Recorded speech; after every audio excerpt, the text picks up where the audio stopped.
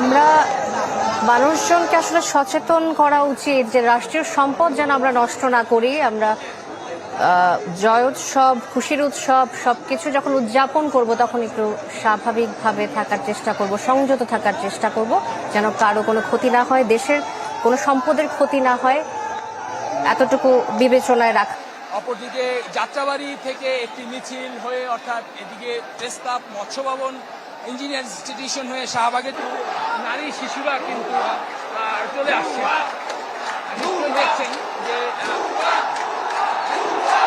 কাঁধে শিশু সন্তানদের নিয়ে এখন দেখছেন, নিশ্চয়ই দেখছেন যে একটি ছোট্ট শিশু, সর্বোচ্চ আমি কখনোই দেখিনি।